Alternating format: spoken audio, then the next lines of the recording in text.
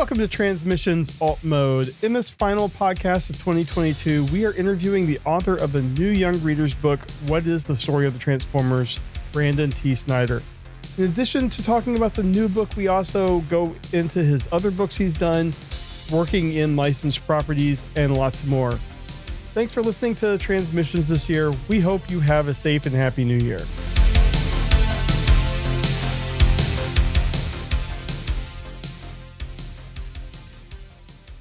Welcome to Alt Mode. I'm Jeremy, and with me, I'd like to welcome actor and author of the new young readers book, What is the Story of Transformers, Brandon T. Snider.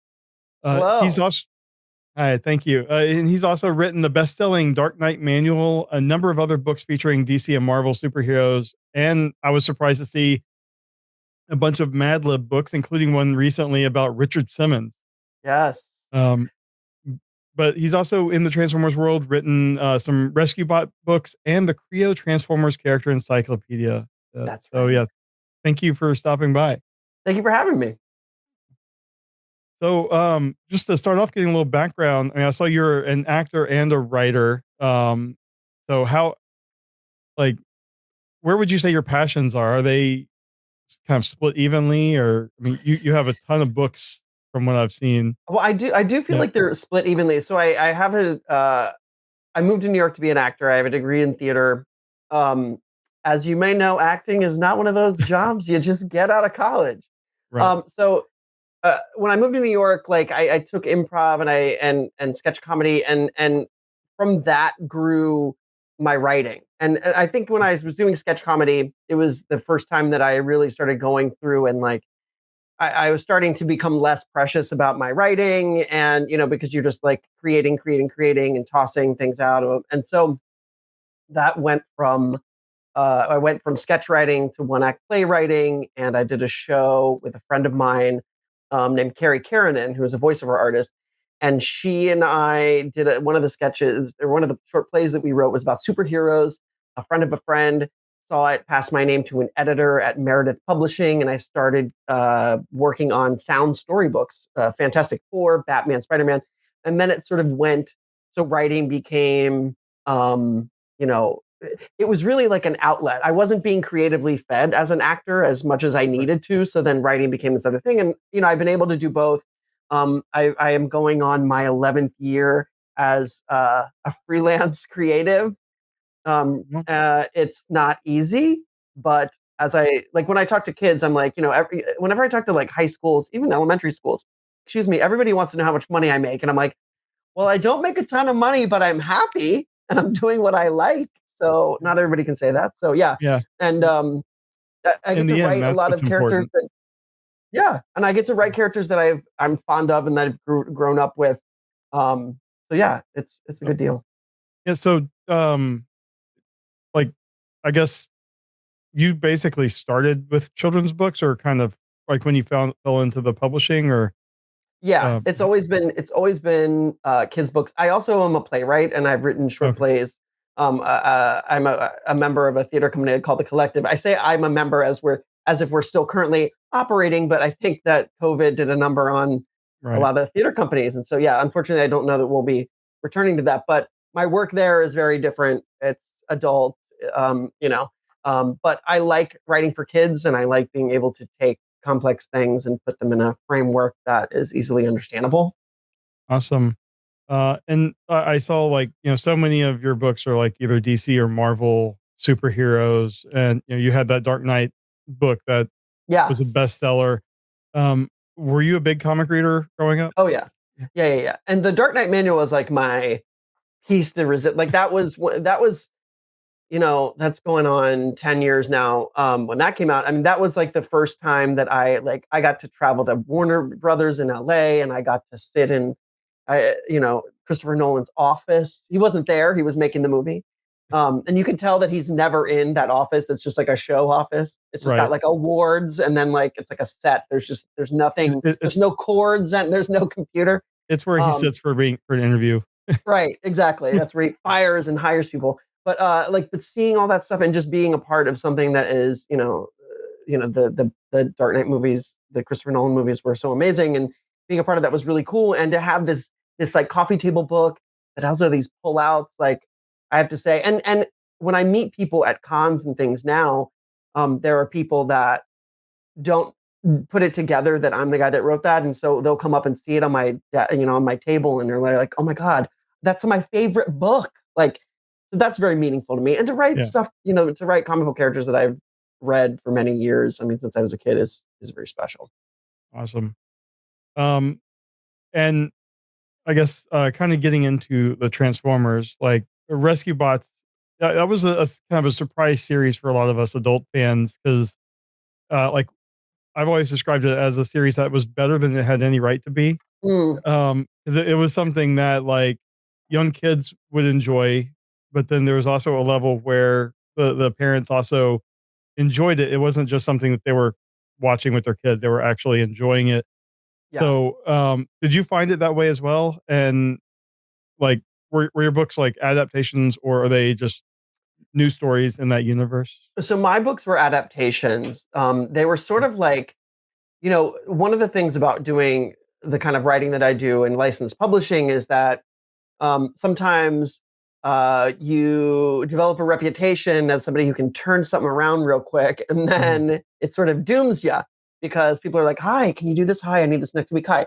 And there was a period of time where I was like really like cranking stuff out, and so I remember one of my editors came to me and was like, "I got a couple rescue bots," and I was like, "Yeah, let's do them." And I think I wrote one of them like on a bus to Boston. It was just like, but I thought the rescue bots were fun. I thought it was a cool like gateway sort of thing.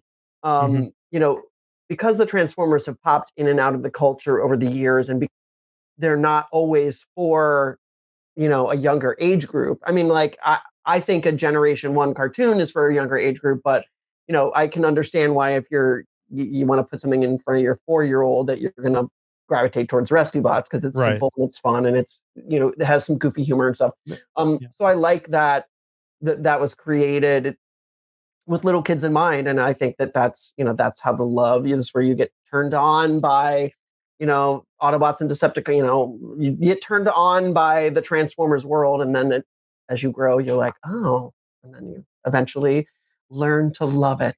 yeah.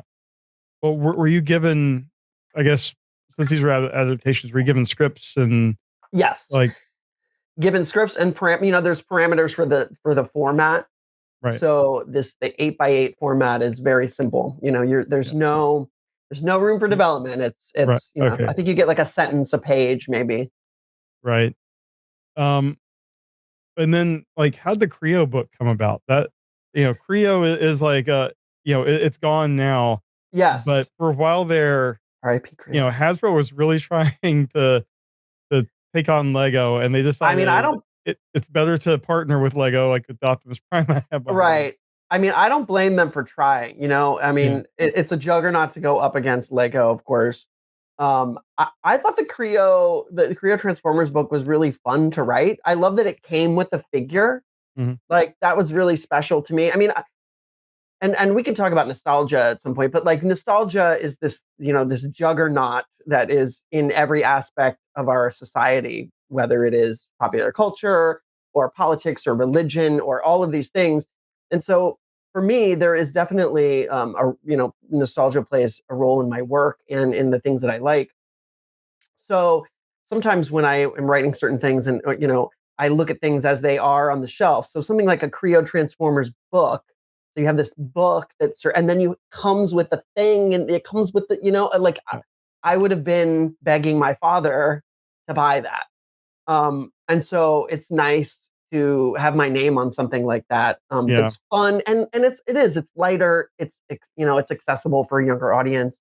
And then they put these great, um, like cartoon comic strips in them that they had done online. yeah. Um, I remember you know, they did a lot of, like, stop motion animation yes, with Creo, and they had a lot of fun with it, so, yeah. I did mm, get like weird email. Whenever I write a guidebook of some kind, um, people don't understand sometimes that there are things that go on behind the scenes where that are outside of my control. And so I remember one time I was getting weird mail from or emails from people who had deep questions about the Creo Transformers book. They felt that there were certain things that information wise that were not correct based on what they knew somewhere else. And I don't remember what the outcome was, but it was like some every once in a while there's something that people will get very hung up on, and I'm like, I don't know what to tell you. Well, and you're probably gonna get that again with the new book. I'm Just sure I just will. just warning you. I'm sure I Um, will. uh, so let's move on to this new book. I mean, Yeah. what is the story of Transformers come about? So Penguin has a series called Who Is, which is a New York Times bestselling series that features notable people throughout history. Mhm. So anyone from like George Washington to Harriet Tubman to Michael Jordan, it's like all kinds of, across the spectrum. And so then they did the spin off, What is the Story of, which is taking fictional characters in fictional worlds. And I've done a lot of work for Penguin and they approached me about it. And I jumped at the chance, of course, because it's a great series. But it's also very specific, and they have a very specific format, and they have a very specific voice that you have to follow. There isn't a lot of room for personality or embellishments outside of uh, you know the format that they're looking for, the voice that they're looking for. Yeah. Excuse So me. it is the like the number of chapters set or I think the chapters length? are. It's a little bit. It's not definitely set, but you have to look at what you're writing about and then sort of figure out what the phases are. So for me, obviously the Transformers has a very long history. There are lots of aspects to it. So I had to think in terms of how much room do I have to tell the story of the Transformers as a brand, and then also as this evolving, you know, uh, universe. You know what I mean? And how do I knew that there would be things that I wouldn't have room to talk about. And Mhm. so I would put together an outline. I run it by my editor, and then Hasbro obviously is coming in and they're approving certain things, and looking at uh, certain aspects and saying like, well, we would rather focus on this, we would rather focus on this. And I understand the choices that they made, and the things that they wanted to do. There just isn't room to discuss, we don't have a chapter for the headmasters. It's going to be fine. Right. But also at the same time, as much as this is, as a history is as complete as it can be, there is enough information that if you want to research further, you can go do that. And Right. and there is just so much Transformers media that's to to It, to try to capture it all would just be very confusing, especially with like the films. There's continuity. I mean, like when I try to talk to people who are not familiar with like comic books about continuity, they're like, "What? Like what? I don't understand." And I'm like, yeah, it's a lot. And this is yeah. because it's for kids and it is an introductory thing. You want it to be as accessible as possible. Right. And I found that. I mean, my kid is 8 years old, and he's really big into the nonfiction books right now. And just like learning about animals or history things. And this is like right, when I was reading through it, like this is exactly the type of book he's reading. And then I got to the 86 movie part, and I'm like, I haven't traumatized him with the 86 movie yet. So Oh, he'll read it you have after. to. I know. So that's he's gonna watch the movie first, and then I'll have him read it. But I don't want to. I want my trauma to be his trauma. Right. Oh my god. I mean, So and that I will say the death of Optimus Prime is one of those things that I mean, it really was a powerful moment for me as a kid because I have that soundtrack on my phone. yeah, And when it's on shuffle, I mean, like the first of all, I could karaoke Dare, I could karaoke any of the songs, Dare to Be Stupid. I could probably do a karaoke or a lip sync that would be pretty flawless, I think. But the moments in that movie, like I still watching the death of Optimus Prime was I don't know, I don't want to say transformative. It didn't transform me anything, but it was like it surprised me then how much it hit me, and even now, if I hear that music, that It takes don't you right back. don't, I'm like, oh god, and he turns gray. Like, get out of here! Like that Yeah. is insane. I mean, it was like a moment for us, like, basically like one of the first kind of real deaths that kids of our generation experience. Yeah, and And I don't know about you, but I liked the return of Optimus Prime. I don't know where that falls. I I I was just happy to have him back. You know what I mean? I like it sometimes too when characters that are from one sort of world come back and there's like new circumstances for them to discover where it's like, he's coming back and he's like, oh, who's this? Who's that? Like, what's going on? yeah, Um, I think it's pretty well received. I mean, Hot Rod slash Rodimus was really hated for a long time. yeah, Basically, I think the IDW comics uh, made people fall in love with the character because he was not a fan favorite for a long yeah. time. So yeah, Hasbro just didn't know what they were doing at the time. They didn't know what Well, they had. that's the thing that I also in researching this book, toy companies make decisions based on finances. And when you're a kid, you don't think about that. I wasn't going like, who are all so there were times when, there I would be like, okay, like I like Cyclona. There were characters that I liked. I didn't necessarily know the backstory or care, buying them before I saw them in animation. Um, and then, of course, there were things that you make up your own context for. Like when I Mhm. bought Ultra Magnus, and you're like, this is Optimus Prime, but wait, I was like, maybe he's Prime's brother. And then Yeah, what happened? yeah. And then Dreamwave was like, maybe he's Prime's brother. Yeah, it made sense. Yeah. It just makes sense.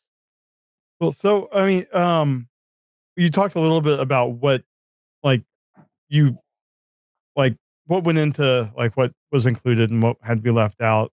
Uh, I was surprised to see a lot of the recent crossover comics, like the Back to the Future, My Little Pony. Yeah. Those made the cut, but things like Animated and Prime, which are pretty popular series, they didn't. But I'm Yeah. guessing they came out around the same time as the movies. Yeah. I And mean, they're also too, unfortunately, there were some things that, didn't get, I think for me, like the inclusion of the crossover things was like a fun bit of synergy. Mhm. You've got other recognizable brands that are related. So that was kind of a thing. Because also, one of the things that Transformers does is retell the history all the time. Right. And so there's all Yeah. these tweaks. So if I was really covering every single iteration of Transformers, it would be like, just a little bit different every time. Yeah. And because the art in this by Ted Hammond is great, but you know, visually, like what are we doing? So yeah, so some things did get unfortunately left on the cutting room floor. But again, I think that one of the nice things is if you read this book, you can also go into other places and discover sort of Right. those sort of secret histories. Yeah. I mean, just wait till like the 10-year-old that reads this looks online and finds the TF wiki Oh my and God. My yeah. best friend in this process, by the way. I Yeah. mean, I referenced a couple of different things like hardcover thing and reading some of the comic books and then, just my own knowledge of things. But uh, sometimes if I needed a go-to, and there's a bibliography, but sometimes if I just needed to go to like confirmation on something, that TF wiki was like Yeah. invaluable. Yeah. Um, and um, you mentioned the artist Ted Hammond. Did you work with him before, or did Penguin put you two together? He does this stuff for Penguin. So yeah, Oh, he's so kind of like he their does guy. this series. Yeah. Yeah, yeah, yeah. Okay. And so art was sorted out after so I didn't really have a hand in the art. What they do is they sort of look through the manuscript and figure out what the best things will be for visuals. Yeah. And then they do that sort of without me. But yeah, I Okay. mean, but looking at it, I was like, I think he was able to do. great stuff. Yeah, I mean, it was interesting seeing like recognizable pictures like Peter Cullen holding the Optimus Prime mask, Right? and the interpretation, and then like the different comic covers. Like he I just know. you know did his sketches of those comic covers. That was kind of And um and and with fun. this series too, I feel very lucky that I got to write this because it's not something that everybody can write. They're not out there hiring lots of different people for this, and especially with with art as well. So to be able to do this and have this experience, it was very special. And obviously, Ted is great. Mhm. I don't know how he finds the time to do what he does, but Yeah, I hope they pay him well. yeah, hopefully. Um, and then like with the comics that you included, I was surprised that like specifically the IDW comics got so much time in the book, and that a lot of people don't associate Transformers with the comics, like in the general population. Like Transformers fans are generally fans of everything, and the the comics in the '80s were such a big thing, but Mhm. the last 20 or so years with IDW, it has just been some of the best fiction Transformers has had, and it was really nice to see you know that reflected in the book. So, Yeah. had you read any of the comics before this? Or I had dipped my toe in a little bit. My comic pull list gets sort of less and less every year. Even though Mhm. I'm writing something for DC for Lazarus Planet that comes out but Oh, I just don't have time to read as many comics as I want, so I tend to purchase more than I read. Um, but what IDW did with the Transformers license, which is also sad now because do we yeah. know where they're going? No, I mean the Okay, speculation is Skybound, okay, Robert Kirkman's okay. image label, but there's been nothing. I figure, uh, I think the last book came out this week, and so Oh, December is really? the end of the license. Oh, So I mean, because probably yeah, January, February, I'm hoping. because so I wrote this book. I mean, so this book I turned in over a year ago. I think it was in August of 2021, and because it just takes so much time with approvals, when you're dealing with large companies and the chain of command and all of those things. And so this was, way before, not way, but before they had announced that separation. And I thought that yeah, it was sad because I mean, really, they really staked out a home at IDW in a way Yeah, that they had where it felt very comfortable, and they were able to pump out so much in the way of development. And I worry too, similarly to like what happened with Star Wars, that, you know, what happens to those stories? Do they get put into their own something so that a new universe can be? Who knows? yeah. I'm willing to bet it's going to be a reboot of starting from scratch, but I hope that we're able to still get reprints. Right? Yeah, IDW won't be able to do it, but they were able to do some of the Marvel stuff. that's right. So I'm hoping that can carry on to the new people, because Yeah. Last Stand of the Wreckers is something that perennially just sells. Hmm. It's a great story. Um, so going back to your research on this, like you said, you use other sources, TF Wiki as well, but did Hasbro provide anything other than just the approvals? Like, did they provide S- any n- research n- information? Not really. One thing that we were trying to find was information on Hideaki, like his birthday. Hmm. I could not find that anywhere. Um, and I don't know that Hasbro could get that information either, because what they do with all of the, so you'll see with any of the things about, like, so like with Peter Cullen, it has like his birth year and then a dash, and then obviously he's still alive. So, but like we couldn't find any information on when he was Oh, he was born, and I thought that was kind of interesting. If maybe he's gone online and he's like, I don't want anyone to know my age. Um, but yeah, so yeah, Hasbro didn't necessarily provide. They were more of a confirmation, and but they also read this manuscript a million times and were able to Right. say, this is actually not, exactly right, or this is a preferred XYZ, or, they were very specific and, about what they wanted in certain things. Because Mhm. even, little things like capitalization of certain, energon, whatever it is, they have style guides. They have people that are so well versed in these worlds that they just go in and go, just okay, make sure this and this, make sure it's this, and that's great. Actually, I value So those people because they know every single thing. And when I'm writing and when I'm in the process, like things slip my mind. I'm absorbing so much information that it helps. It's great to have somebody that can come in and tweak things that need to be tweaked. so if fans do have issues with the way things are spelled or capitalized and stuff, they can take that to Hasbro, not to you. Don't take it anywhere but Just into your journal. okay. They can take it to whatever Twitter has become.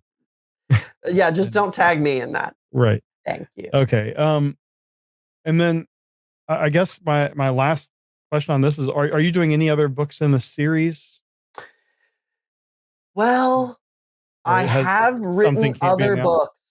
books in this series. I don't know that they will ever see the light of day, um, for reasons outside of my control. Sometimes large multimedia companies, they do what they want. Mhm. And I had one book that was canceled that would have been, I think, a bestseller easily. But the company that owns that character decided not to do it.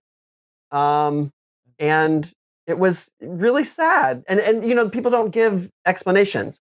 And then there was another one that I wrote featuring a character that was also owned by that company, but in a different universe. And that one I think has more of a chance of coming out. I just have no idea when. It's just Um, that's just when you're dealing with licensed properties and stuff. You're just yeah, unfortunately. I mean, this is like this is the third of these books that I've written, the first to come out. wow. Yeah, it's heartbreaking. It's not the first time that I've had projects that have been canceled for reasons completely outside of my control. But especially with the first thing that I was talking about, I did a lot of research, um, and this character who's in a movie right now I could be, I believe, number one in the nation. Um, yeah, I don't know. I think sometimes, yeah, companies just make decisions Mhm. because somebody somewhere is like, yeah, we're just gonna not do that anymore. And And um, yeah, creative that's just heartbreak, part of yeah. the process. I mean, it's similar to what you were saying about acting. It's you know, Yeah, I mean, so I many things also are out of your control. yeah, and look, I don't love uh I don't love the control that these mega media corporations have in so many ways. And sometimes people are like, why would you write? I write for these places, but I have to make money, and if I want to write, I'm gonna have to write for one of these companies. It doesn't, I can't just I don't have enough original material in the world for me to sustain a Yeah. living. So yeah, and I also love these characters. So you Yeah. take the risk. Well, I saw on Amazon when I was looking up all your books, you have a series. Is it Peter Powers or what was Yes, that? Peter Powers. Is that an original character? Peter Or Powers actually is owned by Little Brown. My editor came up with the concept of Peter Powers, Rex Ogle, okay. and he came to me to write it. And so yeah, he came up with it, but it is owned by Little Brown, and that series was one of my favorites. They ended up not publishing the last two books. Oh, I get uh, messages about Peter Powers, and this for some reason this year I've gotten messages maybe like once a week from parents saying I cannot find these two final books. My child loves this series, and I'm like, it's unfortunately, I can't help you. Um, that's yeah. You get kids, and when they decide they're going to read something, you're like, okay, if you're happy about reading, we're gonna yeah, keep shoveling the books you like in front and of that you. has been Peter Powers. Yeah. But I also, yeah. And I'm working on a series now called Rube Goldberg and His Amazing Machines, which is a lot of fun. And we have 3 books, and they're all coming out. And we'll see where it goes from there. But yeah, I I get sad about that stuff, but it is part of Yeah. it. Well, you also said you were working on something for DC for Lazarus Planet. That's Yes, in the comics. So yes, yes. This is my I current. imagine you can't talk much about that because that's Well, I can in, say I can tell you what's been solicited. So, okay. this is my actual. For I've written DC Comics characters in different mediums. I wrote Justice League books, Wonder Woman books, DC Comics Ultimate Character Guide. But this is the first time that I'm actually writing a story in the DC universe, which is really exciting. That's I'm cool. writing a flatline story for Lazarus Planet Next Evolution.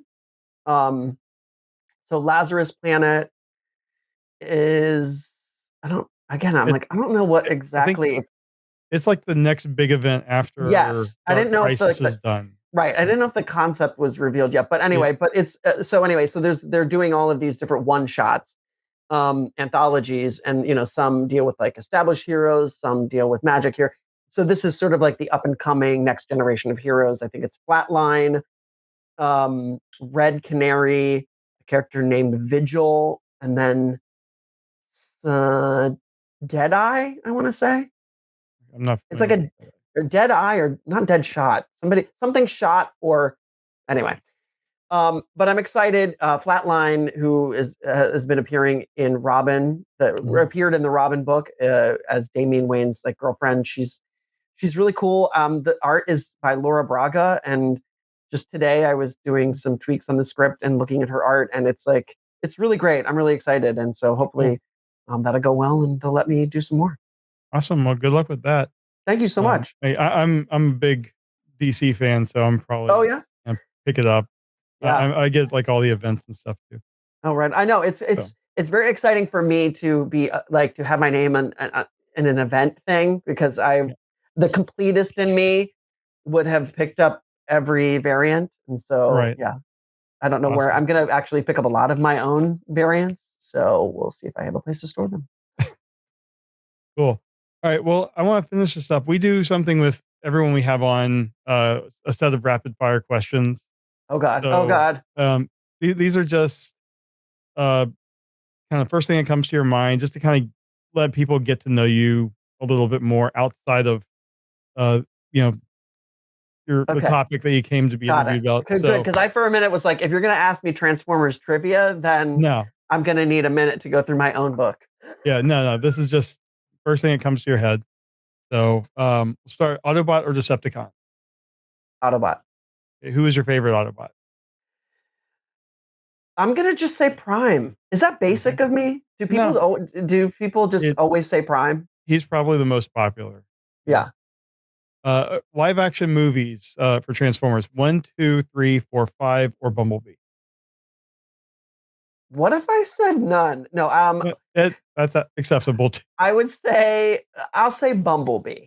Okay. Uh, on the comics, More Than Meets the Eye slash Lost Light, Robots in Disguise slash Optimus Prime, Till All Are One, or Transformers 2019, like that reboot. Hmm. I would say Lost Light. Okay, cool. And then third party, like unofficial toys, yes or no? Oh wow. Like Uh, knockoffs, or are we well, talking like GoBots? they're higher quality than knockoffs. But they're like unlicensed Oh, versions. I would say no. Did you hear that, Hasbro? I said no. All right, cats or dogs? Dogs. Okay, coffee or tea? Coffee. Chicken or steak? Or vegetarian? Uh, let's say chicken. Okay, Pepsi or Coke? Coke. Right. Burger King or McDonald's? God. These are the hard questions. Burger King. Okay. History or science? Science. Okay. Xbox, PlayStation, Switch, or PC gaming? PlayStation. Okay. A PC or Mac? Mac. Mhm. iPhone or Android? iPhone. And then what is a phone app that you cannot live without? Oh God. Embarrassingly, I would say like Twitter. Mm. All right. Marvel or DC? Ah, see, People go back and forth, I will say creatives. So nobody loves it when I answer and say that I like them both equally because they are both different and have something different mhm. to offer.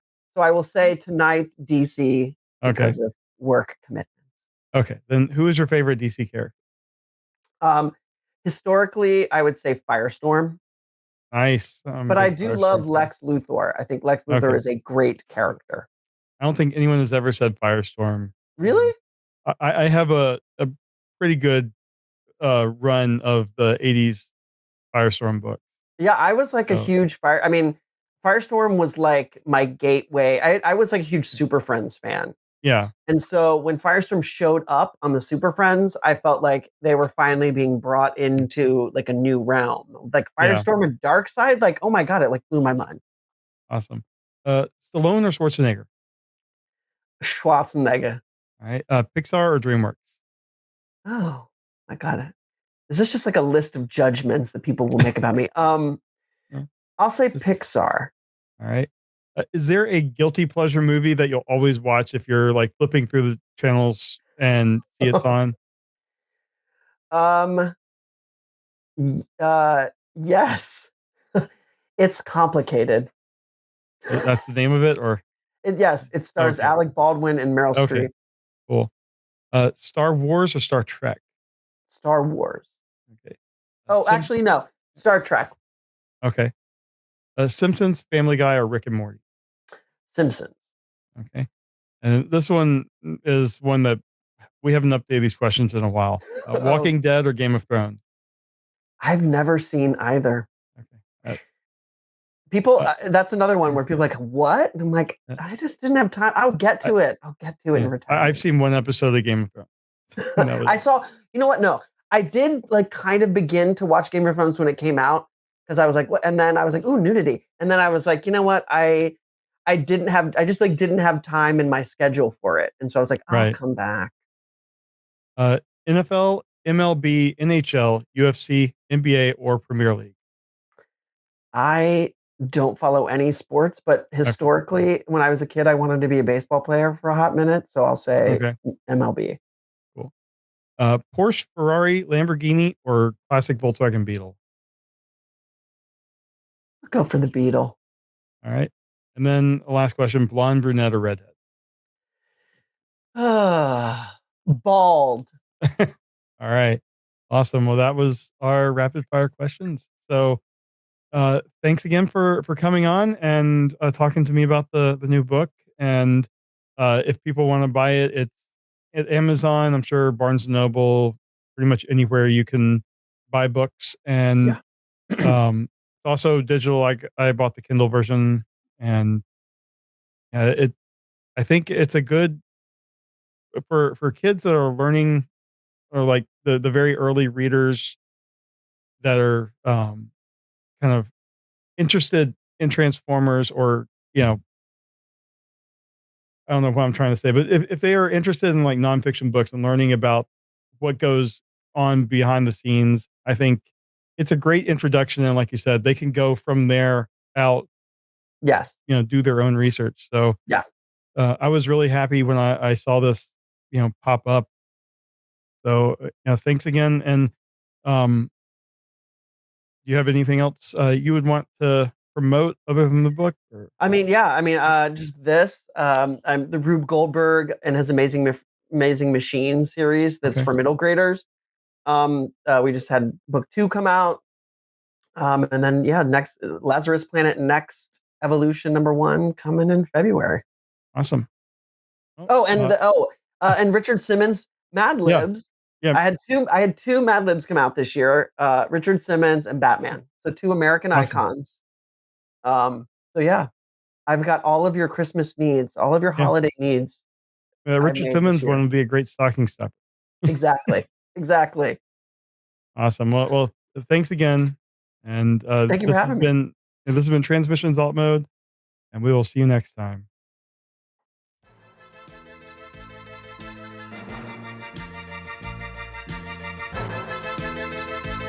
Thank you for listening to this episode of Transmissions. If you'd like to join the conversation, travel to our Discord channel at transmissionspodcast.com/Discord. Want some cool transmission swag? Feast your eyes on our transmissions gear at transmissionspodcast.com/shop. If you'd like to support our podcast, go to transmissionspodcast.com/support or tell your friends about our show. We'll see you next time.